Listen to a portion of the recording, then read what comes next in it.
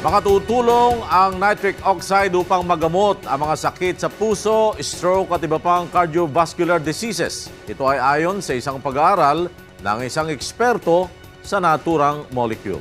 Ito ang balita ni Cecil Budenya.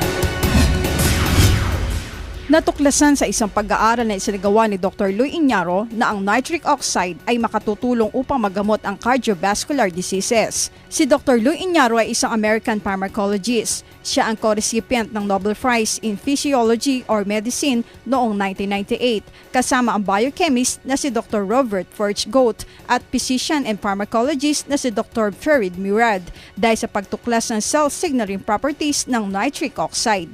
Ang nitric oxide ay isang uri ng molecule na may chemical formula na NO. Ayon sa Vice President ng Philippine Heart Association na si Dr. Eugene Reyes, ang nitric oxide ay isang substance sa daluyan ng dugo na may signaling property na nagpapabuka ng ugat. Nitric oxide is a substance in our blood vessel that makes our blood vessel dilate or bumubuka, nagpapabuka ng ugat. Pagka healthy ang ugat mo, marami kang nitric oxide. At pagka marami kang nitric oxide, hindi nagbabara ang ugat. Sinabi ni Dr. Reyes, kapag maraming nitric oxide ng isang tao ay hindi magkakaroon ng hypertension, stroke, heart failure at iba pang sakit.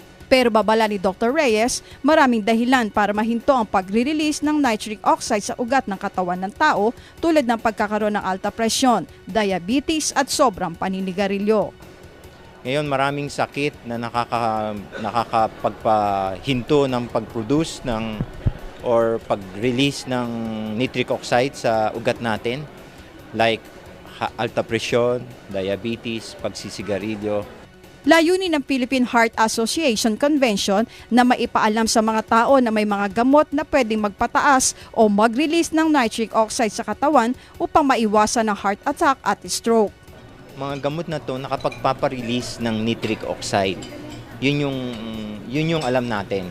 So, ang nangyayari lang is gumawa ng clinical trial na binigyan yung mga tao ng mga gamot na nagpapataas ng nitric oxide at nabawasan yung heart attack nila, nabawasan yung stroke at humaba ang buhay nila.